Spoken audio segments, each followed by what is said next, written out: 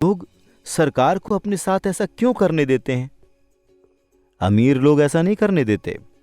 अमीर डैडी ने मुस्कुराते हुए कहा, गरीब और मध्यम वर्गीय लोग करने देते हैं।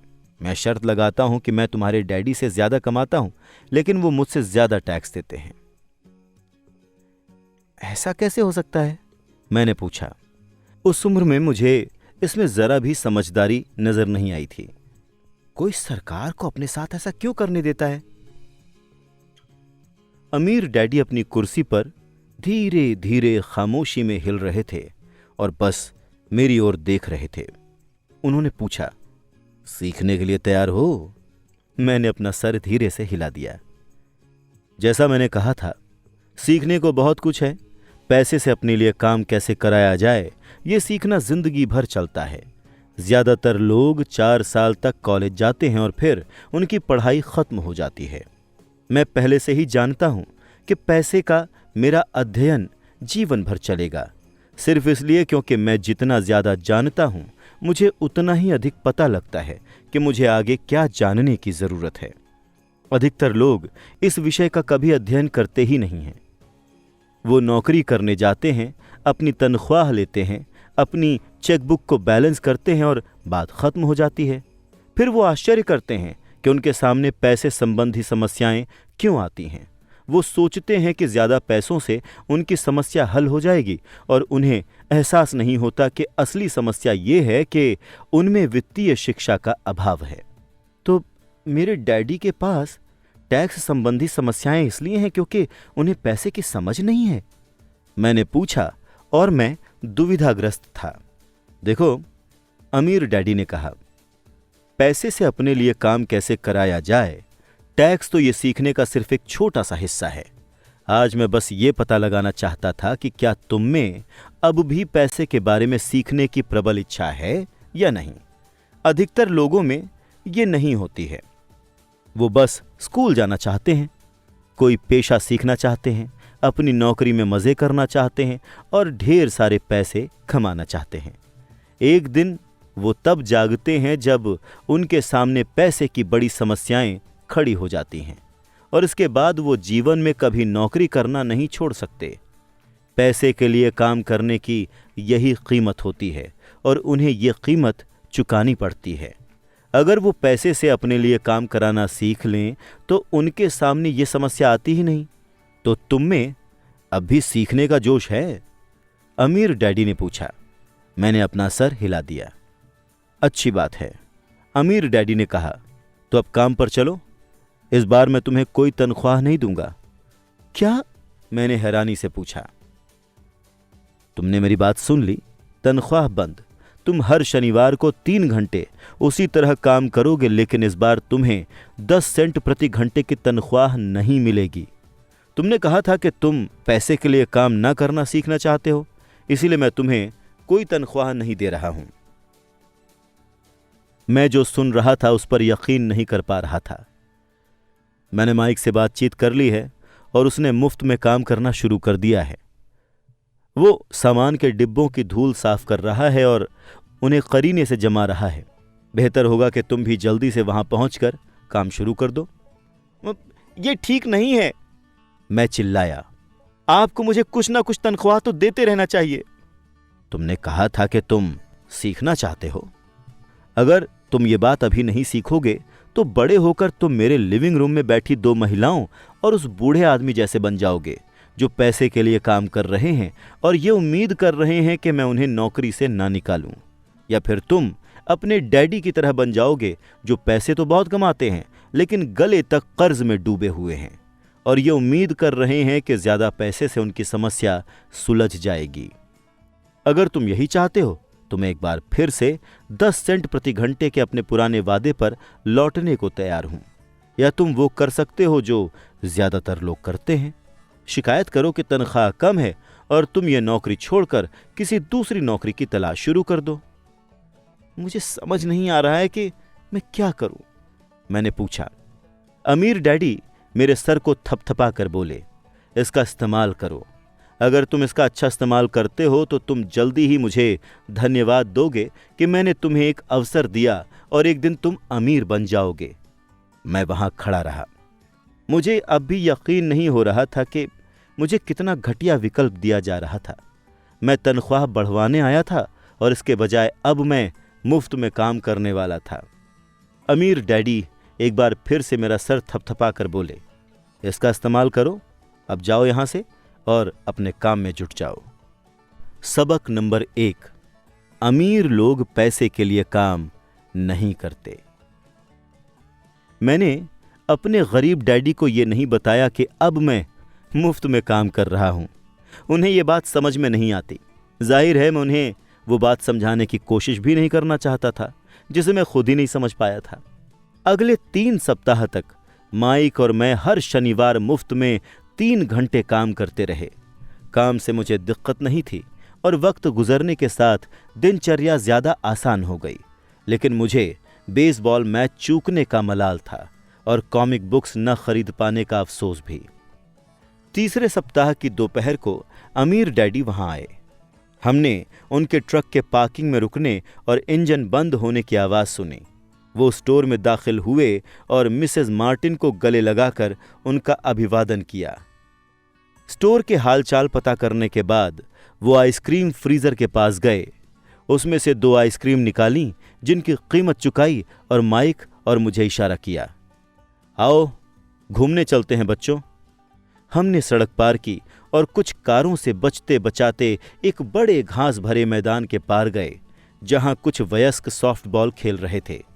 वहां की इकलौती पिकनिक टेबल पर बैठकर उन्होंने माइक और मुझे आइसक्रीम थमा दी।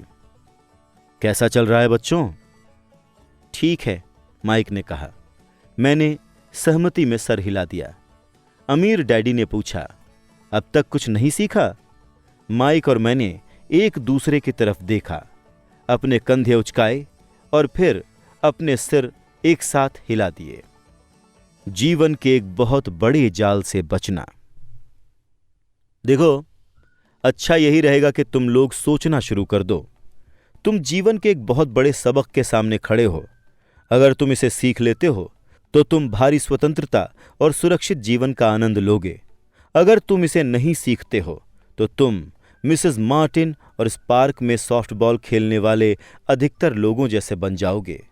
वो बहुत कम पैसों के लिए बहुत कड़ी मेहनत करते हैं, नौकरी की सुरक्षा के भ्रम को जकड़े रहते हैं, हर साल 3 सप्ताह के वेकेशन की राह देखते हैं और शायद 45 साल की नौकरी के बाद छुट-पुट पेंशन के सपने देखते रहते हैं। अगर ऐसा जीवन जीने से तुम रोमांचित हो जाते हो तो मैं तुम्हारी तनख्वाह बढ़ाकर 25 सेंट प्रति घंटा कर दूंगा। लेकिन ये अच्छे मेहनती लोग हैं, क्या आप उनका मजाक उड़ा रहे हैं? मैंने पूछा। अमीर डैडी के चेहरे पर मुस्कान आ गई। मिसेस मार्टिन मेरे लिए मां जैसी हैं। मैं कभी इतना कठोर नहीं हो सकता कि उनका मजाक उड़ाऊं। मेरी बात कठोर इसलिए लगती है क्योंकि मैं तुम दोनों को कोई बात सिखाने की सबसे अच्छी कोशिश कर रहा हूं। मैं तुम्हारे दृष्टिकोण को बड़ा बनाना चाहता हूं ताकि तुम वो सभी चीजें देख सको जिसे अधिकतर लोग इसलिए नहीं देख पाते क्योंकि उनकी दृष्टि बहुत ज्यादा संकुचित होती है। अधिकतर लोग उस जाल को नहीं देख पाते जिसमें वो फंसे हुए हैं। माइक और मैं वहां पर बैठे रहे। हम उनके संदेश को पूरी तरह से समझ नहीं पाए थे। उनकी बात हमें कठोर लग रही थी, लेकिन हमें एहसास था कि वो हमें कोई सबक सिखाने की कोशिश कर रहे हैं। अमीर डैडी ने मुस्कुराते हुए कहा, क्या 25 सेंट प्रति घंटे का प्रस्ताव अच्छा नहीं लगा? क्या इससे तुम्हारे दिल की धड़कन तेज नहीं हुई? मैंने अपना सर इनकार में हिलाया। हालांकि दरअसल ये तेज हो गई थी। 1 घंटे के काम के बदले में 25 सेंट मेरे हिसाब से बहुत बढ़िया सौदा था। अमीर डैडी ने चालाकी से मुस्कुराते हुए कहा, अच्छा तो मैं तुम्हें 1 घंटे के बदले में $1 दूंगा। अब मेरा दिल तेजी से दौड़ने लगा। मेरा दिमाग चीख चीख कर कह रहा था, इसे मान लो, मान लो। मुझे अपने कानों पर भरोसा नहीं हो रहा था, फिर भी मैं चुप रहा। ठीक है, $2 प्रति घंटा। मेरा छोटा दिमाग और दिल फटने की कगार पर पहुंच गए। आखिर ये 1956 की बात थी और $2 प्रति घंटे की कमाई मुझे संसार का सबसे अमीर बच्चा बना देती। मैं इतने पैसे कमाने की कल्पना भी नहीं कर सकता था। मैं हाँ कहना चाहता था। मैं सौदे को पक्का करना चाहता था। मुझे एक नई साइकिल और बेसबॉल के नए दस्ताने दिख रहे थे। मेरे पास कड़क नोट देखकर मेरे मित्रों की प्रशंसा भरी निगाहों की तस्वीर भी मुझे साफ दिख रही थी। उससे भी बढ़कर जिमी और उसके अमीर दोस्त अब मुझे दोबारा गरीब नहीं कह सकते थे, लेकिन किसी वजह से मेरा मुंह बंद ही रहा। आइसक्रीम पिघल गई थी और अब मेरे हाथ पर रिस रही थी। अमीर डैडी हम दोनों लड़कों को देख रहे थे, जो आंखें फाड़कर खाली दिमाग से उन्हें घूरे जा रहे थे। वो हमारा इम्तिहान ले रहे थे और वो ये जानते थे कि हमारे दिल का एक कोना उस सौदे को करने के लिए लालायित था। वो ये बात समझते थे कि हर इंसान के दिल का एक हिस्सा कमज़ोर और ज़रूरतमंद होता है, जिसे खरीदा जा सकता है। वो ये भी जानते थे कि हर इंसान के दिल का एक हिस्सा ऐसा भी होता है जो मजबूत होता है और जिसे कभी खरीदा नहीं जा सकता। असल सवाल तो ये था कि कौन सा हिस्सा ज्यादा शक्तिशाली है। ठीक है, $5 प्रति घंटा। अचानक मैं शांत हो गया। कोई चीज बदल गई थी। यह प्रस्ताव इतना बड़ा था कि मूर्खतापूर्ण लग रहा था। सन 1956 में गिने चुने वयस्क लोग ही इससे ज्यादा कमा पाते थे। इसीलिए मेरा प्रलोभन तुरंत ही गायब हो गया और शांति छा गई। धीरे धीरे मैंने बाईं तरफ मुड़कर माइक को देखा। उसने भी मेरी ओर देखा। मेरे दिल का जो हिस्सा कमजोर और जरूरतमंद था, वो अब खामोश हो चुका था। किसी कीमत पर ना बिकने वाला मेरा हिस्सा नियंत्रण में आ चुका था। मैं जानता था कि माइक भी उसी बिंदु पर पहुंच गया होगा। अच्छी बात है, अमीर डैडी ने धीरे से कहा। अधिकतर लोगों की एक कीमत होती है और उनकी कीमत इसलिए होती है क्योंकि हम सभी में दो भावनाएं होती हैं, डर और लोभ। पहली बात, पैसे ना होने का डर हमें कड़ी मेहनत करने के लिए प्रेरित करता है। इसके बाद जब हमें तनख्वाह मिलती है तो लोभ या इच्छा वो सारी अद्भुत चीजें हमारे दिमाग में ले आती हैं जो उस पैसे से खरीदी जा सकती हैं। इस तरह हमारी जिंदगी का सिलसिला तय हो जाता है। अब कैसा सिलसिला? सुबह जागने का, नौकरी पर जाने का, बिल चुकाने का, सुबह जागने, नौकरी पर जाने, बिल चुकाने, और फिर सुबह उठने, नौकरी पर जाने और बिल चुकाने का सिलसिला। लोगों की जिंदगी पर हमेशा यही दो भावनाएं हावी रहती हैं, डर और लोभ। उन्हें ज्यादा पैसे देंगे तो वो इसी सिलसिले पर चलकर अपने खर्च बढ़ा लेंगे। इसी सिलसिले को मैं चूहा दौड़ कहता हूं। क्या कोई दूसरा रास्ता है? माइक ने पूछा। हां, अमीर डैडी ने धीरे से कहा, लेकिन बहुत कम लोग ही इसे खोज पाते हैं। माइक ने पूछा, अब और वो रास्ता क्या है? मुझे उम्मीद है कि मेरे साथ काम करते हुए और सीखते हुए तुम लोग उसी रास्ते को खोज लोगे। इसीलिए मैंने तुम्हें तनख्वाह देना बंद कर दिया है। इस बारे में कोई संकेत तो दीजिए, माइक ने पूछा। हम कड़ी मेहनत करते करते थक चुके हैं, खास तौर पर मुफ्त में, अमीर डैडी ने कहा। दो, पहला कदम है सच बोलना। अब हम झूठ नहीं बोल रहे हैं, मैंने कहा। मैंने कब कहा कि तुम झूठ बोल रहे हो? मैंने तो ये कहा कि तुम सच बोलो, अमीर डैडी ने पलट कर कहा। मैंने पूछा, किस बारे में सच बोलें? इस बारे में कि तुम कैसा महसूस कर रहे हो, अमीर डैडी ने कहा। तुम्हें यह किसी दूसरे से कहने की जरूरत नहीं है, बस अपने सामने स्वीकार करो। मैंने पूछा, आपका मतलब है कि इस पार्क में खेल रहे लोग, आपकी खातिर काम करने वाले लोग, मिसेस मार्टिन, ये सारे लोग ऐसा ही करते हैं? मुझे तो यही लगता है, अमीर डैडी ने कहा। इसके बजाय इन लोगों को हमेशा पैसे न होने का डर सताता रहता है। वो तार्किक रूप से इसका मुकाबला नहीं करते हैं। अपने दिमाग का इस्तेमाल करने के बजाय वो भावनात्मक प्रतिक्रिया करते रहते हैं, अमीर डैडी ने कहा। फिर उनके हाथ में कुछ पैसे आ जाते हैं और एक बार फिर खुशी, इच्छा तथा लोभ की भावनाएं हावी हो जाती हैं और एक बार फिर से वो दिमाग से सोचने के बजाय दिल से प्रतिक्रिया करते हैं। यानी उनकी भावनाएं उनके दिमाग को नियंत्रित करती हैं। माइक ने कहा। सही कहा, अमीर डैडी बोले। वो इस बारे में सच्चाई स्वीकार नहीं करते कि उन्हें कैसा महसूस होता है। इसके बजाय वो अपनी भावनाओं के हिसाब से प्रतिक्रिया करते रहते हैं और दिमाग से सोचने का कष्ट नहीं उठाते। डर की वजह से वो नौकरी करने जाते हैं और उम्मीद करते हैं कि पैसा उनके डर को दूर कर देगा, लेकिन ऐसा होता नहीं है। ये डर उन्हें सताता रहता है, इसीलिए वो दोबारा नौकरी करने जाते हैं। एक बार फिर उम्मीद करते हैं कि पैसा उनके डर को दूर कर देगा, लेकिन एक बार फिर ये ऐसा नहीं करता है। डर की वजह से ही वो काम करने, पैसे कमाने, काम करने, पैसे कमाने के जाल में फंसे रहते हैं और ये उम्मीद करते हैं कि डर दूर चला जाएगा, लेकिन हर दिन जब वो उठते हैं तो वही पुराना डर भी उनके साथ उठता है। वही पुराना डर लाखों लोगों को सारी रात जगाए रखता है और उनकी रातें उथल पुथल और चिंता भरी होती हैं।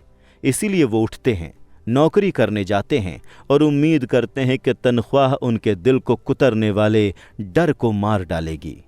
पैसा ही दरअसल उनके जीवन को चला रहा है, लेकिन वो इस बारे में कभी सच नहीं बोलते हैं। पैसे ने उनकी भावनाओं पर कब्जा कर लिया है और उनके दिलों पर भी। ये कहने के बाद अमीर डैडी खामोशी से बैठे रहे ताकि उनके शब्दों में छुपा संदेश हमारे दिमाग के अंदर चला जाए। माइक और मैंने उनकी बातें सुनी तो थीं, लेकिन उनका मतलब हमें पूरी तरह से समझ नहीं आया था। मैं तो बस इतना जानता था कि मैं अक्सर हैरान होता था कि वयस्क लोगों को ऑफिस जाने की इतनी जल्दी क्यों होती है। उन्हें अपनी नौकरी में खास मज़ा नहीं आता था और वो कभी ज़्यादा खुश भी नहीं दिखते थे, लेकिन कोई चीज़ थी जो उन्हें जल्दी ऑफिस जाने के लिए प्रेरित करती थी। जब अमीर डैडी को एहसास हो गया कि हम उनकी बातें जितनी समझ सकते थे उतनी हमने समझ ली हैं, तो उन्होंने आगे कहा, मैं चाहता हूं कि तुम लोग इस जाल से बच जाओ। दरअसल मैं तुम्हें यही सिखाना चाहता हूं, सिर्फ अमीर नहीं बनना, क्योंकि अमीर बनने से समस्या नहीं सुलझती है। अमीर बनने से समस्या नहीं सुलझती है? मैंने हैरानी से पूछा। बिल्कुल नहीं, इससे समस्या सुलझती नहीं है। मुझे दूसरी भावना को स्पष्ट करने दो। बिल्कुल नहीं, इससे समस्या नहीं सुलझती है। मुझे दूसरी भावना को स्पष्ट करने दो। इच्छा। कुछ लोग इसे लोभ कहते हैं, लेकिन मैं इच्छा कहना ज्यादा पसंद करता हूं। किसी बेहतर, अधिक सुंदर, अधिक मजेदार या रोमांचक चीज की इच्छा करना बिल्कुल सामान्य है। इच्छा की वजह से भी लोग पैसे के लिए काम करते हैं।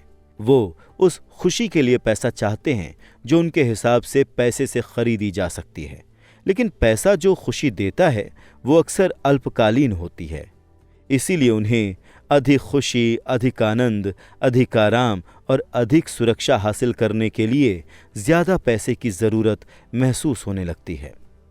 इसीलिए वो नौकरी करते रहते हैं और सोचते हैं कि पैसा डर और इच्छा की वजह से, इसीलिए वो नौकरी करते रहते हैं और सोचते हैं कि पैसा डर और इच्छा की वजह से परेशान उनके दिल को शांत कर देगा, लेकिन पैसा ये नहीं कर सकता। माइक ने पूछा, क्या अमीर भी ऐसा करते हैं? हाँ, अमीर भी इसमें शामिल हैं। अमीर डैडी ने कहा, वास्तव में बहुत से अमीर लोग इच्छा नहीं, डर के कारण अमीर होते हैं।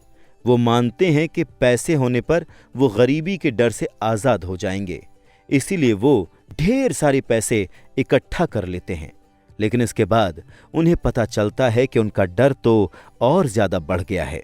अब उन्हें पैसे गंवाने का डर सताने लगता है। मेरे कुछ मित्र हैं जो काफ़ी पैसे वाले होने के बावजूद नौकरी कर रहे हैं।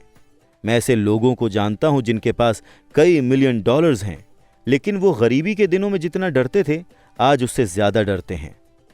वो दहशत में रहते हैं कि कहीं वो अपनी सारी दौलत गंवा ना बैठें।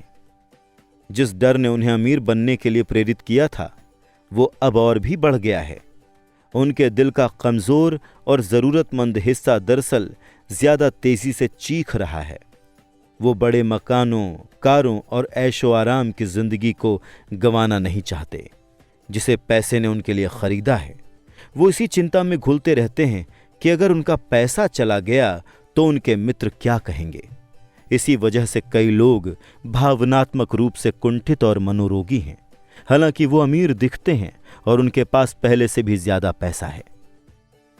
मैंने पूछा, तो क्या गरीब आदमी बहुत ज्यादा सुखी होता है? नहीं, मुझे तो ऐसा नहीं लगता। अमीर डैडी ने जवाब दिया, पैसे से दूर भागना भी उतना ही बड़ा पागलपन है जितना कि इस पर आसक्त होना। जैसे उसे किसी ने समझा बुझाकर भेजा हो, उसी समय कस्बे का पागल हमारी टेबल के पास से गुजरा और बड़े कूड़ेदान के पास रुककर उसमें कुछ टटोलने लगा। चर्चा के इस मोड़ पर हम तीनों ने बड़ी रुचि से उसे देखा, हालांकि पहले शायद हम उसे नजरअंदाज कर देते। अमीर डैडी ने अपने पर्स से $1 का नोट निकाला और उस पागल बूढ़े को इशारा करके बुलाया। पैसा देखकर पागल तुरंत आ गया।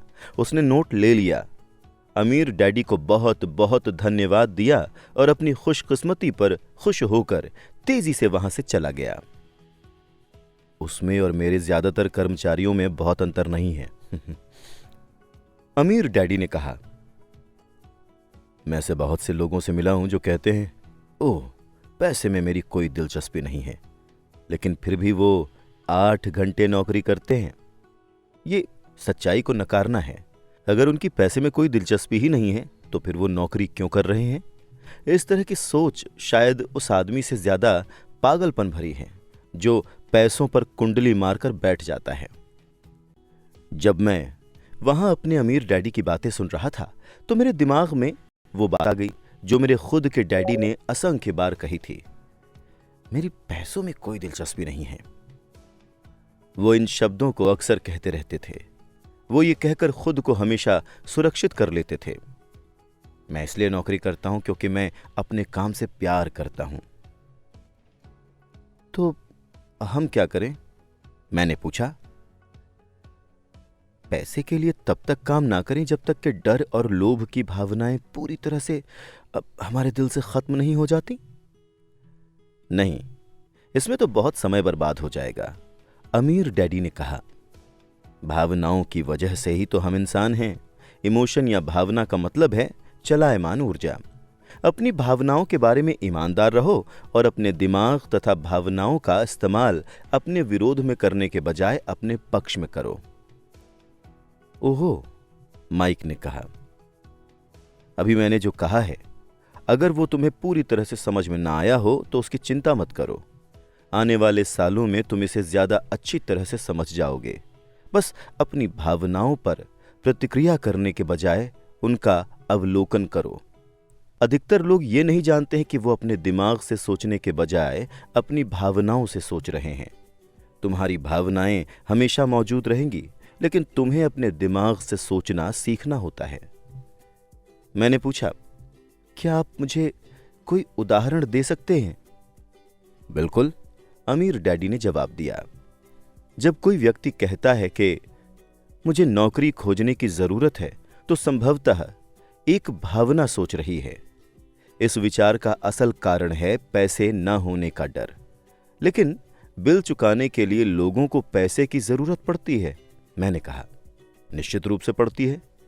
अमीर डैडी ने मुस्कुराते हुए कहा, मैं तो सिर्फ ये कह रहा हूं कि उनके डर के कारण ही उनके मन में यह विचार आता है। मैं नहीं समझ पाया, माइक ने कहा। मिसाल के तौर पर, अमीर डैडी ने कहना शुरू किया, अगर धन की कमी का डर सताए तो नौकरी ढूंढने के लिए तुरंत दौड़ने के बजाय वो खुद से ये सवाल पूछ सकते हैं, क्या लंबे समय में नौकरी इस डर का सबसे अच्छा समाधान है? मेरे ख्याल से इसका जवाब है नहीं। दरअसल नौकरी एक दीर्घकालीन समस्या का अल्पकालीन समाधान है। लेकिन मेरे डैडी हमेशा कहते हैं स्कूल जाओ, अच्छे ग्रेड लाओ ताकि तुम एक सुरक्षित नौकरी खोज सको। मैंने थोड़ी दुविधा में कहा, हाँ, मैं समझ सकता हूं कि वो ऐसा क्यों कहते हैं। अमीर डैडी मुस्कुराते हुए बोले, ज्यादातर लोग यही सलाह देते हैं और ये ज्यादातर लोगों के लिए एक अच्छा रास्ता भी है, लेकिन लोग मूलतः डर के कारण ही ये सलाह देते हैं। आपका मतलब है कि मेरे डैडी ऐसा इसलिए कहते हैं क्योंकि वो डरे हुए हैं? हाँ, अमीर डैडी ने कहा, वो घबराते हैं कि तुम पर्याप्त पैसे नहीं कमा पाओगे और समाज में फिट नहीं हो पाओगे। देखो, मुझे गलत मत समझना, वो तुमसे प्यार करते हैं और तुम्हारा भला चाहते हैं। मैं भी शिक्षा और नौकरी को महत्वपूर्ण मानता हूं, लेकिन इससे डर का इलाज नहीं होगा। देखो, जो डर कुछ पैसे कमाने के लिए सुबह उन्हें उठाता है, उसी डर के कारण वो तुम्हारे स्कूल जाने पर इतना ज्यादा जोर दे रहे हैं। मैंने पूछा, तो आप क्या सलाह देते हैं? मैं चाहता हूं कि तुम पैसे की ताकत से घबराने के बजाय उसमें माहिर बनना सीखो। ये स्कूल में नहीं सिखाया जाता है, और अगर तुम ये नहीं सीखते हो तो तुम पैसे के गुलाम बन जाते हो। अब ये समझ में आ रहा था, वो चाहते थे कि हम अपने दृष्टिकोण को व्यापक बनाकर वो देखें जो इस संसार के मिसेस मार्टिन जैसे लोग नहीं देख पाते। उनके लिए उदाहरण उस वक्त कठोर लग रहे थे, लेकिन मैं उन्हें कभी नहीं भूला। मेरा दृष्टिकोण उस दिन व्यापक हो गया और मुझे वो जाल दिखने लगा जो अधिकतर लोगों के सामने बिछा रहता है। देखो, हम सभी अंततः कर्मचारी हैं, हम बस अलग अलग स्तरों पर काम करते हैं।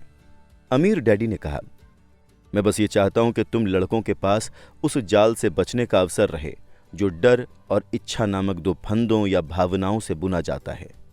इनका इस्तेमाल अपने विरोध में करने के बजाय अपने पक्ष में करो, यही मैं तुम्हें सिखाना चाहता हूं। मेरी रुचि तुम्हें बस पैसों का ढेर बनाना सिखाने में नहीं है। उससे डर या इच्छा का इलाज नहीं होता। अगर तुम्हें डर और इच्छा पर काबू पाना नहीं आता तो तुम चाहे कितने ही अमीर बन जाओ, दरअसल तुम ऊंची तनख्वाह वाले गुलाम ही रहोगे। मैंने पूछा, तो हम इस चाल से कैसे बच सकते हैं? गरीबी या आर्थिक संघर्ष का मुख्य कारण डर और अज्ञान है, न कि अर्थव्यवस्था, सरकार या अमीर लोग। ये खुद का थोपा हुआ डर और अज्ञान है जो लोगों को जाल में फंसाए रखता है। इसलिए तुम लोग स्कूल जाओ, कॉलेज की डिग्रियां लो, और मैं तुम्हें सिखाऊंगा कि इस जाल से बाहर कैसे रहा जा सकता है। पहेली के टुकड़े अब नजर आने लगे थे। मेरे उच्च शिक्षित डैडी के पास बेहतरीन शिक्षा और बेहतरीन करियर था, लेकिन स्कूल में उन्हें कभी नहीं सिखाया गया था कि धन या इसके बारे में अपने डर का प्रबंधन कैसे किया जाता है। अब मैं समझ गया था कि मैं दोनों डैडियों से अलग अलग परंतु महत्वपूर्ण बातें सीख सकता था। माइक ने पूछा, आपने पैसे न होने के डर के बारे में बात की थी। पैसे की इच्छा हमारी सोच पर कैसे असर डालती है? जब मैंने तुम्हें तनख्वाह बढ़ाने का लालच दिया था तब तुम्हें कैसा महसूस हुआ था? क्या तुमने गौर किया था कि तुम्हारी इच्छाएं किस तरह से बढ़ रही थीं? हमने सर हिलाकर हामी भर दी, पर तुमने अपनी भावनाओं के सामने घुटने नहीं टेके। तुम लोगों ने अपनी प्रतिक्रियाओं में विलंब किया और इस दौरान तुम्हें सोचने का वक्त मिल गया। यह महत्वपूर्ण है। डर और लोभ की भावनाएं हमेशा हमारे अंदर रहेंगी, लेकिन आज के बाद ये तुम्हारे लिए अनिवार्य है कि तुम इन भावनाओं का इस्तेमाल अपने लाभ के लिए करो, और लंबे समय में ये महत्वपूर्ण है कि तुम भावनाओं को अपने दिमाग पर हावी न होने दो। ज्यादातर लोग डर और लोभ का इस्तेमाल अपने खिलाफ करते हैं। ये अज्ञानता की शुरुआत है। इच्छा और डर की भावनाओं के कारण ही अधिकतर लोग अपना जीवन तनख्वाह, वेतन वृद्धि और नौकरी की सुरक्षा के पीछे भागने में बिता देते हैं। वो दरअसल सोचते ही नहीं हैं कि भावनाओं से संचालित ये विचार उन्हें किधर ले जा रहे हैं। ये तो वैसा ही है जैसे गाड़ी खींचने वाले किसी गधे का मालिक उसकी नाक के सामने एक गाजर लटका देता है। गधे का मालिक जहां जाना चाहता है वहां पहुंच जाता है, लेकिन गधा तो एक भ्रम का पीछा कर रहा है। कल गधे के सामने एक दूसरी गाजर आ जाएगी और गधा उसका पीछा करने लगेगा। आपका मतलब है कि जिस पल मैंने बेसबॉल के नए दस्ताने, कैंडी और खिलौनों की तस्वीर देखी, वो गधे के सामने लटकी गाजर जैसी है? माइक ने पूछा। हाँ, और उम्र बढ़ने के साथ साथ तुम्हारे खिलौने भी ज्यादा महंगे होते जाएंगे। अपने दोस्तों को प्रभावित करने के लिए एक नई कार, एक नाव और एक बड़ा सा मकान। अमीर डैडी ने मुस्कुराते हुए कहा, डर तुम्हें दरवाजे से बाहर धक्का देता है और इच्छा तुम्हें पुकारती है। यही जाल है। माइक ने पूछा, तो इसका क्या जवाब है? डर और इच्छा अज्ञानता की वजह से बढ़ते हैं। इसीलिए अमीर लोगों के पास जितना ज्यादा पैसा होता है, उनका डर भी उतना ही ज्यादा बढ़ता जाता है। पैसा गाजर है, भ्रम है। अगर गधा पूरी तस्वीर देख ले तो वो गाजर का पीछा करने के अपने चयन के बारे में दोबारा सोच सकता है। अमीर डैडी ने आगे समझाया कि इंसान का जीवन अज्ञान और ज्ञान के बीच एक संघर्ष है। उन्होंने समझाया कि एक बार जब कोई इंसान जानकारी और आत्मज्ञान की तलाश बंद कर देता है तो अज्ञानता हावी हो जाती है। ये संघर्ष हर पल होता है और इसीलिए हमें हर पल ये निर्णय लेना सीखना होता है कि हम अपने दिमाग को खुला रखें या बंद। देखो, स्कूल बहुत महत्वपूर्ण है। तुम स्कूल इसलिए जाते हो ताकि समाज के उपयोगी सदस्य बनने के लिए कोई योग्यता या पेशा सीख सको। हर समाज में शिक्षकों, डॉक्टरों, मैकेनिकों, चित्रकारों, रसोइयों, व्यवसायियों, पुलिस अफसरों, आग बुझाने वालों और सिपाहियों की ज़रूरत होती है। स्कूलों में उन्हें ये सब इसलिए सिखाया जाता है ताकि समाज समृद्ध बन सके। अमीर डैडी ने कहा, दुर्भाग्य से बहुत से लोगों के लिए स्कूल शिक्षा की शुरुआत नहीं, अंत होता है। लंबी खामोशी छाई रही। अमीर डैडी मुस्कुरा रहे थे। उस दिन उन्होंने जो कहा वो हर बात मुझे तब समझ में आई थी, लेकिन अधिकतर महान शिक्षकों की तरह उनके शब्द भी मुझे बरसों तक सिखाते रहे। मैं आज थोड़ा कठोर रहा हूं, अमीर डैडी ने कहा। उन्होंने आगे कहा, लेकिन मैं चाहता हूं कि तुम लोग ये बातचीत हमेशा याद रखो। मैं चाहता हूं कि तुम लोग हमेशा मिसेस मार्टिन के बारे में सोचो और मैं चाहता हूं कि तुम लोग हमेशा उस गधे को याद रखो। अगर तुम लोग इस बारे में जागरूक नहीं होते हो कि डर और इच्छा की भावनाएं तुम्हारी सोच पर हावी हो रही हैं, तो ये दोनों तुम्हें जीवन के सबसे बड़े जाल में फंसा सकती हैं। जिंदगी भर डर डर कर जीना और कभी अपने सपनों को साकार न करना निर्ममता है। ये भी निर्ममता है कि पैसे की खातिर कड़ी मेहनत की जाए और ये सोचा जाए कि ये तुम्हारे लिए ऐसी चीज़ें खरीद देगा जिनसे तुम खुश हो जाओगे। बिल चुकाने की दहशत में आधी रात को जागना जीने का भयानक तरीका है। अपनी तनख्वाह के आकार के हिसाब से जीना भी कोई जीना है? कोई नौकरी तुम्हें सुरक्षित बनाती है, ये सोचना खुद से झूठ बोलना है। ये निर्ममता है और यही वो जाल है जिससे मैं तुम लोगों को बचाना चाहता हूं। मैंने देखा है कि पैसा लोगों के जीवन को कैसे चलाता है। अपने साथ ये मत होने देना। भगवान के लिए पैसे को अपना जीवन मत चलाने देना। एक सॉफ्ट बॉल लुढ़कती हुई हमारी मेज के नीचे आ गई। अमीर डैडी ने उसे उठाकर वापस खिलाड़ियों के पास फेंक दिया। मैंने पूछा, लोभ और डर से अज्ञानता का क्या ताल्लुक है? क्योंकि ये पैसे के बारे में अज्ञानता ही है जिसकी वजह से इतना अधिक लोभ और डर उत्पन्न होता है। अमीर डैडी ने कहा, मैं तुम लोगों को कुछ उदाहरण देता हूं। मान लो एक डॉक्टर अपने परिवार के जीवन स्तर को बेहतर बनाने के लिए अधिक पैसे चाहता है, इसलिए वो अपनी फीस बढ़ा देता है। अपनी फीस बढ़ाकर उसने स्वास्थ्य सुविधा को प्रत्येक के लिए अधिक महंगा कर दिया है। उन्होंने कहा, इससे गरीब लोगों को सबसे अधिक चोट पहुंचती है, इसीलिए उनकी सेहत धनवान लोगों के मुकाबले ज्यादा खराब हो जाएगी। चूंकि डॉक्टरों ने अपनी फीस बढ़ा दी है, इसीलिए वकील भी अपनी फीस बढ़ा देते हैं। चूंकि वकीलों की फीस बढ़ गई है, इसलिए स्कूल के शिक्षक वेतन वृद्धि चाहते हैं, जिससे हमारे टैक्स बढ़ जाते हैं और इसी तरह सिलसिला चलता रहता है। जल्द ही अमीरों और गरीबों के बीच की खाई इतनी भयावह हो जाएगी कि अराजकता फैल जाएगी तथा एक और महान सभ्यता धराशायी हो जाएगी। इतिहास गवाह है कि जब जब अमीरों और गरीबों के बीच की खाई बहुत ज़्यादा हो जाती है, तब तब महान सभ्यताएं धराशायी हो जाती हैं। दुखद बात यह है कि अमेरिका भी उसी दिशा में जा रहा है, क्योंकि हमने इतिहास से कुछ नहीं सीखा। हम ऐतिहासिक तिथियां और नाम तो याद करते हैं, लेकिन सबक नहीं। मैंने पूछा, क्या भाव नहीं बढ़ने चाहिए? किसी शिक्षित समाज में जिसकी सरकार अच्छी तरह चल रही हो, भाव दरअसल कम होने चाहिए। जाहिर है ऐसा अक्सर सिर्फ सिद्धांत में सच होता है। भाव लोभ और डर के कारण बढ़ते हैं, जो अज्ञानता की वजह से उत्पन्न होते हैं। अगर स्कूलों में लोगों को पैसे के बारे में सिखाया जाता तो लोगों के पास ज्यादा पैसा होता और भाव कम होते। लेकिन स्कूलों में लोगों को सिर्फ पैसे के लिए काम करना सिखाते हैं, उसी पर ध्यान केंद्रित किया जाता है। वहां पैसे की शक्ति का दोहन करना नहीं सिखाया जाता।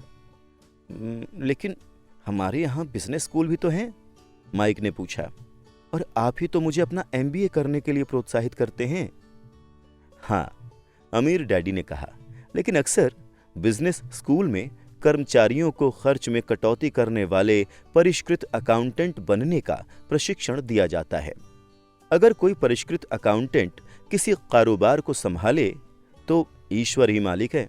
वो तो बस अंकों को देखते हैं, कर्मचारियों को नौकरी से निकालते हैं और कारोबार का गला घोंट देते हैं। मैं ये बात इसलिए जानता हूं क्योंकि मैं ऐसे लोगों को नियुक्त करता हूं। वो तो बस लागत को कम करने और भाव बढ़ाने के बारे में ही सोचते रहते हैं, जिससे बहुत सी समस्याएं उत्पन्न होती हैं। ऐसा करना महत्वपूर्ण है। काश अधिक लोगों को ये बात पता होती, लेकिन ये भी पूरी तस्वीर नहीं है। अमीर डैडी ने गुस्से से आगे कहा। माइक ने पूछा, तो क्या इसका कोई हल नहीं है? हाँ, अमीर डैडी ने कहा, सोचने के लिए अपनी भावनाओं का सही इस्तेमाल करना सीखो। अपनी भावनाओं के बहाव में आकर मत सोचो। जब तुम लोगों ने मुफ्त में काम करने के लिए तैयार होकर अपनी भावनाओं पर विजय पाई थी, तो मैं जानता था कि उम्मीद है। जब मैंने तुम्हें ज्यादा पैसों का लालच दिया तो तुमने एक बार फिर अपनी भावनाओं का प्रतिरोध किया, तो तुम फिर भावनात्मक उत्तेजना के बावजूद सोचना सीख रहे थे। ये पहला कदम है। ये कदम इतना महत्वपूर्ण क्यों है? मैंने पूछा। देखो, ये पता लगाना तुम पर है। अगर तुम सीखना चाहते हो तो मैं तुम लोगों को ब्रायर पैच यानी के कटीली झाड़ियों से भरी जगह पर ले चलूंगा। ये एक ऐसी जगह है जहां जाने से हर कोई कतराता है। अगर तुम मेरे साथ चलते हो तो तुम लोग पैसे के लिए काम करने का विचार छोड़ दोगे और इसके बजाय पैसे से अपने लिए काम कराना सीख लोगे। और अगर हम आपके साथ जाते हैं तो हमें क्या मिलेगा? अगर हम आपसे सीख लेते हैं तो क्या होगा? हमें क्या मिलेगा? मैंने पूछा। यही चीज जो अंकल रीम्स की कहानी में ब्रेयर रैबिट को मिली थी। अमीर डैडी ने बच्चों को लोकप्रिय कहानी का संदर्भ देते हुए कहा। क्या कोई ब्रायर पैच होता है? मैंने पूछा। हाँ, अमीर डैडी ने कहा। ब्रायर पैच हमारा डर और लोभ है। अपने खुद के विचारों को चुनकर डर, कमजोरी और जरूरतों का सामना करना इससे बाहर निकलने का तरीका है। अपने विचारों को चुनना? माइक ने हैरानी से पूछा। हाँ, अपनी भावनाओं पर प्रतिक्रिया करते रहने के बजाय ये चुनना कि हम क्या सोचें। बिल चुकाने के लिए पर्याप्त पैसे न होने का डर आपको सताता है, इसीलिए खुद उठकर नौकरी करने जाने के बजाय खुद से पूछो, क्या इस समस्या का सबसे अच्छा समाधान इस दिशा में और ज्यादा मेहनत करना है?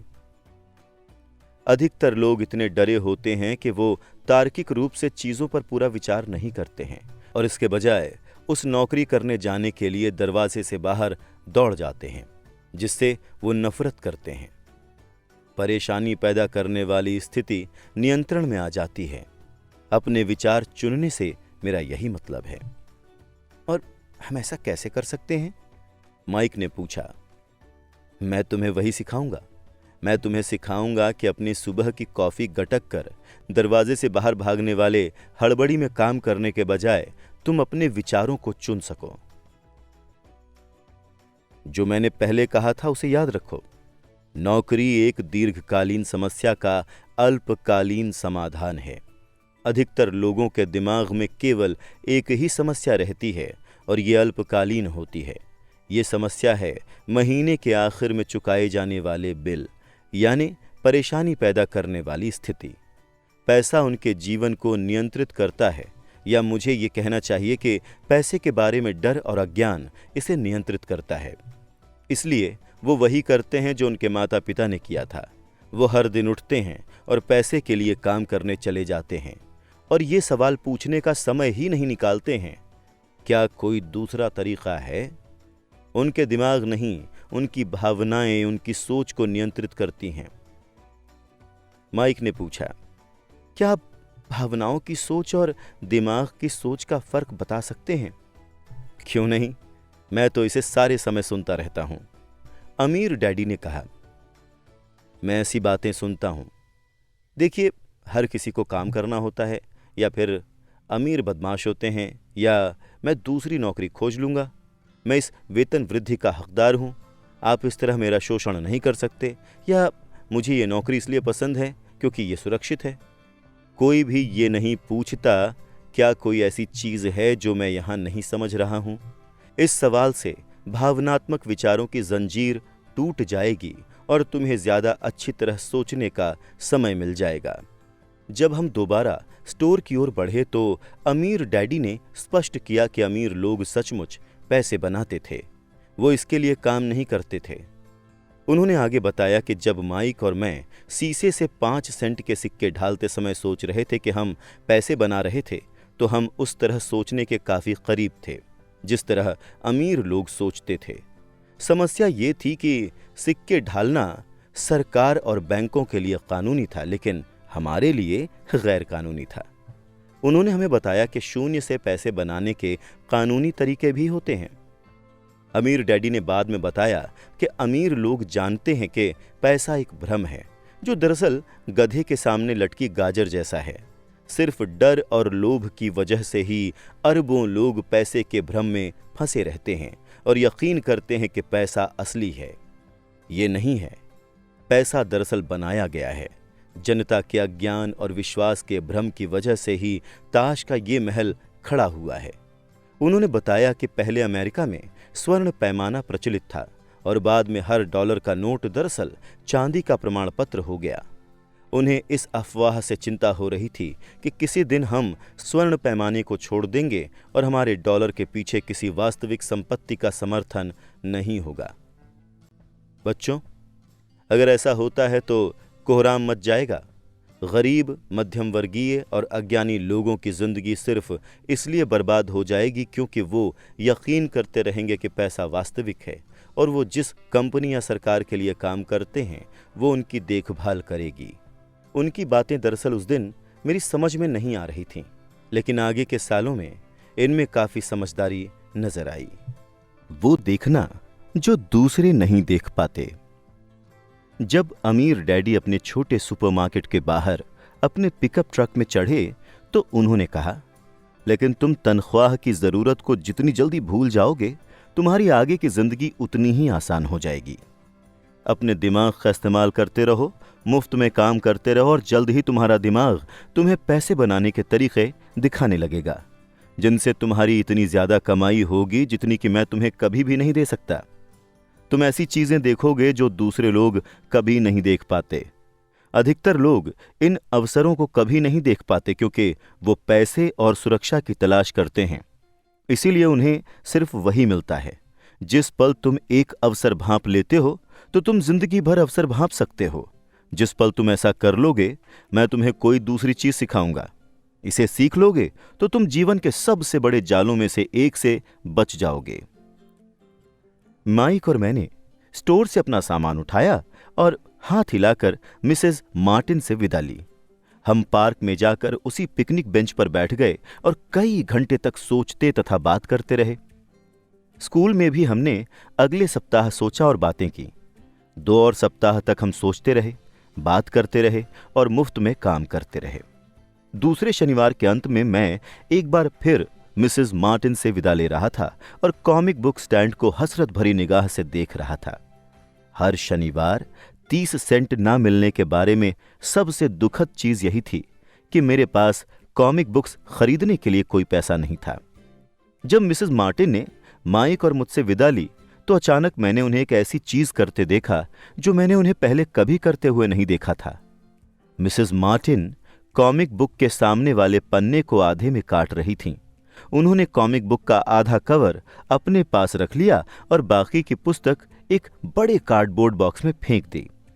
जब मैंने उनसे पूछा कि वो कॉमिक बुक्स का क्या करती हैं तो उन्होंने कहा, मैं उन्हें फेंक देती हूं। मैं कवर के ऊपर का आधा हिस्सा कॉमिक बुक डिस्ट्रीब्यूटर को दे देती हूं। जब वो नए कॉमिक्स लेकर आता है, वो 1 घंटे में आने वाला है। माइक और मैंने 1 घंटे तक इंतजार किया। जल्द ही डिस्ट्रीब्यूटर आ गया और मैंने उससे पूछा कि क्या हम कॉमिक बुक ले जा सकते हैं। मुझे बेहद खुशी हुई जब उसने कहा, तुम उन्हें रख सकते हो, बशर्ते तुम इस स्टोर के लिए काम करते हो और उन्हें किसी को नहीं बेचो। हमारी पुरानी कारोबारी साझेदारी याद है? देखिए, माइक और मैंने इसे पुनर्जीवित कर लिया।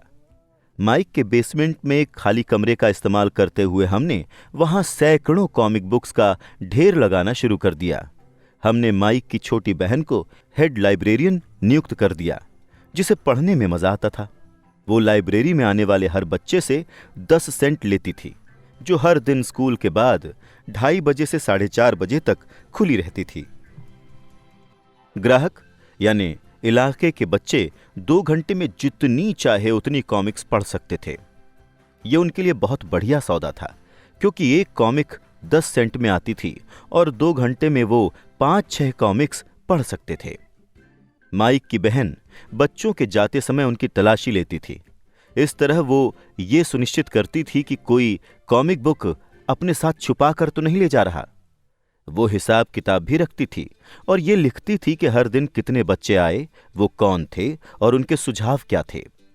माइक और मैं 3 महीने की अवधि में हर सप्ताह औसतन $9.50 कमा रहे थे। हमने उसकी बहन को 1 सप्ताह में $1 की तनख्वाह दी और उसे मुफ्त में कॉमिक्स पढ़ने की अनुमति भी दी। हालांकि वो शायद ही ऐसा कभी करती थी, क्योंकि वो हमेशा पढ़ाई में लगी रहती थी। माइक और मैंने हर शनिवार स्टोर में काम करने और अलग अलग स्टोर से सारी कॉमिक बुक्स इकट्ठी करने का अनुबंध कायम रखा। हमने कोई कॉमिक बुक नहीं बेची और इस तरह डिस्ट्रीब्यूटर से किया वादा निभाया। जब कॉमिक बुक्स की हालत खस्ता हो जाती थी तो हम उन्हें जला देते थे। हमने एक ब्रांच ऑफिस खोलने की कोशिश की, लेकिन हम माइक की बहन जितने विश्वसनीय और समर्पित व्यक्ति को कभी खोज नहीं पाए। उस छोटी उम्र में ही हमें पता चल गया था कि अच्छे कर्मचारी खोजना कितना मुश्किल होता है। लाइब्रेरी खुलने के 3 महीने बाद वहां लड़ाई हो गई। पड़ोसी इलाके के कुछ बदमाश लड़के जबरदस्ती अंदर घुस आए और झगड़ने लगे। इस पर माइक के डैडी ने सुझाव दिया कि हम कारोबार बंद कर दें। इस तरह हमारा कॉमिक बुक कारोबार बंद हो गया और हमने सुपरमार्केट में शनिवार को काम करना भी छोड़ दिया। लेकिन अमीर डैडी रोमांचित थे, क्योंकि वो हमें नई चीजें सिखाना चाहते थे। वो खुश थे क्योंकि हमने अपना पहला सबक बहुत अच्छी तरह से सीख लिया था। हमने पैसे से अपने लिए काम कराना सीख लिया था। सुपरमार्केट में हमें काम के लिए तनख्वाह नहीं मिलती थी। पहचानने के लिए हमें मजबूरन अपनी कल्पना का इस्तेमाल करना पड़ा था। कॉमिक बुक लाइब्रेरी हमारा खुद का कारोबार थी। उसकी बदौलत हम अपनी आर्थिक स्थिति का नियंत्रण खुद कर रहे थे। इसके लिए किसी नियोक्ता पर निर्भर नहीं थे। सबसे अच्छा पहलू यह था कि जब हम वहां शारीरिक दृष्टि से मौजूद नहीं होते थे, तब भी हमारा कारोबार हमारे लिए पैसे उत्पन्न करता था। हमारा पैसा हमारे लिए काम करता था। तनख्वाह देने के बजाय अमीर डैडी ने हमें अनमोल नसीहत दी थी।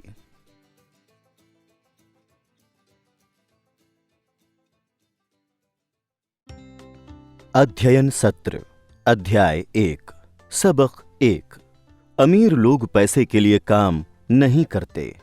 सार 9 साल की उम्र में रॉबर्ट कियोसाकी और उनके बचपन के मित्र को एक सहपाठी के बीच हाउस पर इसलिए आमंत्रित नहीं किया गया क्योंकि वो एक समृद्ध स्कूल में पढ़ने वाले गरीब बच्चे थे। उनके गरीब डैडी एक शिक्षक थे और अच्छे पैसे कमाते थे, लेकिन महीना चलाने के लिए हमेशा जूझते रहते थे। जब उन्होंने ये सलाह दी कि जाकर पैसे बनाओ, तो रॉबर्ट और उनके मित्र माइक ने यह काम सचमुच करने की कोशिश की। उन्होंने टूथपेस्ट के खाली ट्यूब लिए जो उस वक्त जस्ते से बनते थे। उन्होंने उन्हें पिघलाना और नकली निकल बनाने के लिए प्लास्टर के सांचों का इस्तेमाल किया। रॉबर्ट के डैडी ने उन्हें जल्दी ही सही राह पर पहुंचा दिया। उन्होंने ये सलाह दी कि उन्हें माइक के डैडी से पूछना चाहिए, जिन्होंने कभी 8वीं ग्रेड की पढ़ाई पूरी नहीं की थी, लेकिन वो बहुत से सफल व्यवसाय चलाते थे। माइक के डैडी, पुस्तक के अमीर डैडी, उन्हें सिखाने के लिए तैयार हो गए, लेकिन उनकी कुछ शर्तें थीं। उन्होंने कहा कि इसके लिए दोनों लड़कों को उनके कन्वीनियंस स्टोर में हर शनिवार की सुबह 3 घंटे तक काम करना होगा। जिसमें डिब्बों की धूल साफ करना तथा दीगर सफाई शामिल थी। उन्होंने कहा कि वो 10 सेंट प्रति घंटे की दर से पैसे देंगे। रॉबर्ट आमतौर पर ये 10 सेंट कॉमिक बुक्स पर खर्च कर देते थे। इस नीरस काम और कम वेतन से रॉबर्ट का जल्दी ही मोह भंग हो गया। जब उन्होंने अपने मित्र से कहा कि वो ये काम छोड़ने वाले हैं, तो माइक ने कहा कि अमीर डैडी ने पहले ही चेतावनी दे दी थी कि ऐसा होगा और रॉबर्ट को जाकर उनसे मिलना चाहिए। रॉबर्ट के डैडी स्कूल टीचर थे और व्याख्यान देते थे, लेकिन माइक के डैडी कम बोलते थे और एक बहुत ही अलग तरीके से सिखाते थे, जैसा रॉबर्ट को पता लगने वाला था। अगले शनिवार की सुबह रॉबर्ट माइक के डैडी से मिलने गए, लेकिन अमीर डैडी ने रॉबर्ट से 1 घंटे तक धूल भरे अंधेरे लिविंग रूम में इंतजार कराया। वो भन्ना गए और भावुक हो गए जब उन्हें माइक के डैडी के सामने शिकायत करने का मौका मिला। उन्होंने उग्र होकर कहा कि वो लोभी हैं और उनके प्रति सम्मान नहीं दिखा रहे हैं। जब उन्होंने कहा कि माइक के डैडी ने अनुबंध के मुताबिक उन्हें कुछ नहीं सिखाया था, तो वो शांति से असहमत हो गए। अमीर डैडी ने स्पष्ट किया कि जीवन आपको शब्दों से नहीं सिखाता है, बल्कि चारों तरफ धकेल कर सिखाता है।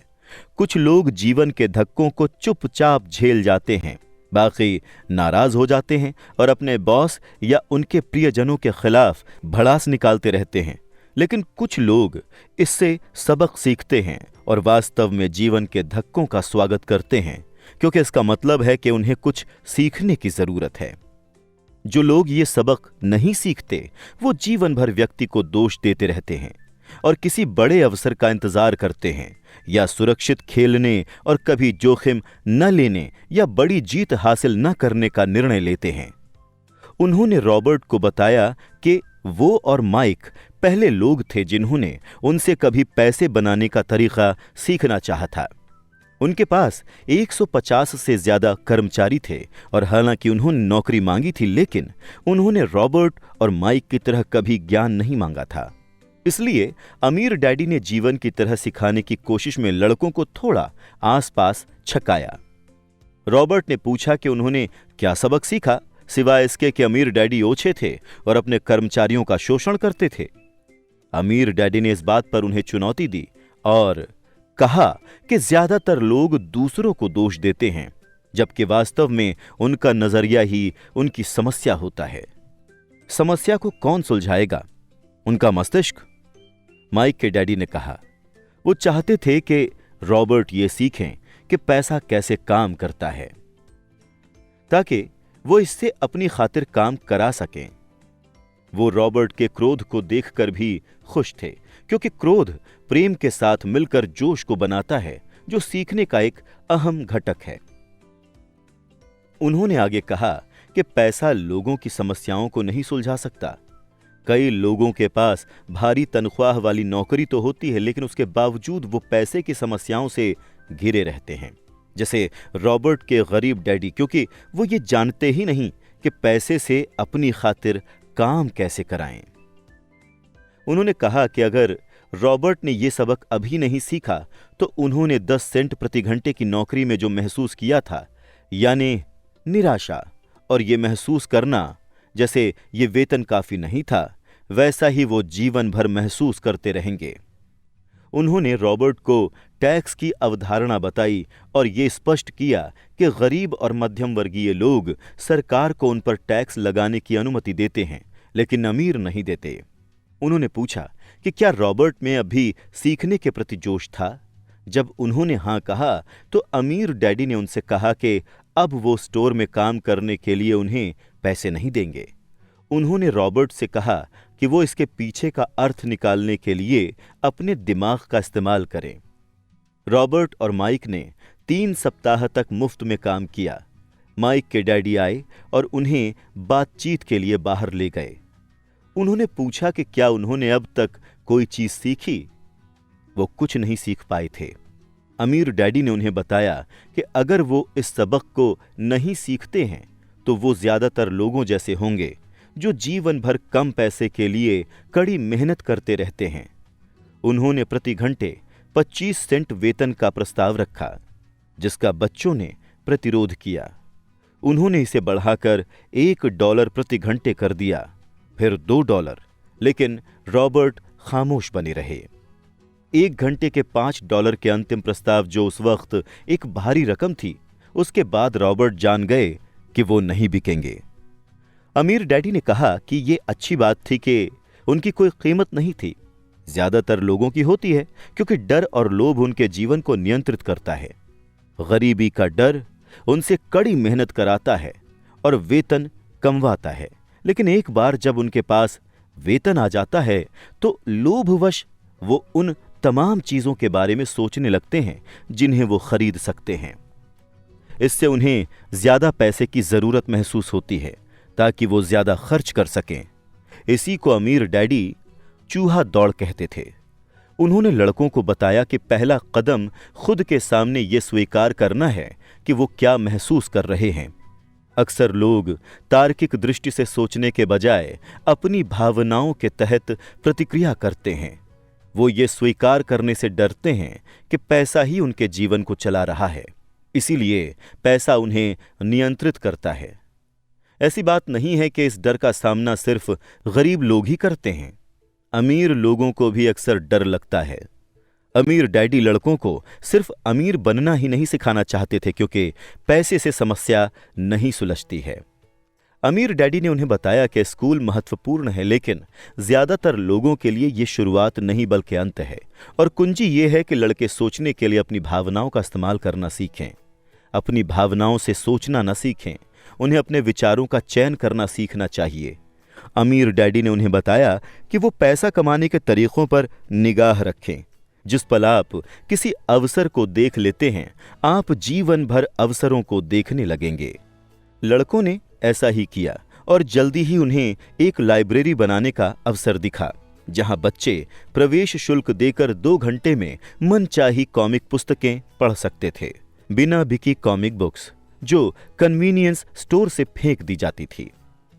उन्होंने भारी मुनाफा कमाया और लाइब्रेरी का ये व्यवसाय 3 महीने तक अच्छी तरह से चला, लेकिन फिर लाइब्रेरी में फसाद होने की वजह से उसे बंद करना पड़ा। लेकिन उन्होंने अपनी अनुपस्थिति में पैसे से अपनी खातिर काम कराने का पहला सबक सीख लिया था। वो ज्यादा सीखने के लिए तैयार थे और माइक के डैडी उन्हें सिखाने के लिए तैयार थे। बाएं गोलार्ध का पल।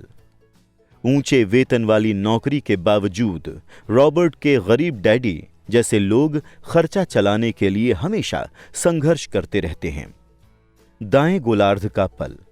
हटाई जाने वाली कॉमिक बुक्स को एक नए सृजनात्मक तरीके से देखने की बदौलत उन्होंने व्यवसाय का एक अवसर बना लिया। अवचेतन पल। लोग डर और लोभ की भावनाओं को अपना जीवन चलाने देते हैं। रॉबर्ट क्या कह रहे थे? अब सोच विचार करने का समय है। खुद से पूछें, रॉबर्ट इस उद्धरण में क्या कह रहे हैं और वो ऐसा क्यों कहते हैं? इस खंड में आपको रॉबर्ट के साथ सहमत या असहमत होने की जरूरत नहीं है। लक्ष्य तो ये समझना है कि रॉबर्ट क्या कह रहे हैं। याद रखें, यह पाठ्यक्रम सहयोगी और समर्थक बनने के लिए तैयार किया गया है। 2 दिमाग एक से बेहतर होते हैं। अगर आप रॉबर्ट की कही बात को नहीं समझ पाते हैं तो संकोच न करें, समझने में मदद मांगें। हर उद्धरण पर बातचीत करने का समय निकालें जब तक कि आप इसे समझ ना लें। गरीब और मध्यम वर्गीय लोग पैसे के लिए काम करते हैं, अमीर लोग पैसे से अपने लिए काम कराते हैं। जीवन हम सभी को चारों ओर छकाता है। कुछ लोग हार मान लेते हैं और बाकी लोग लड़ते हैं। कुछ सबक सीख कर आगे बढ़ जाते हैं। वो इस बात का स्वागत करते हैं कि जीवन उन्हें चारों ओर छका रहा है।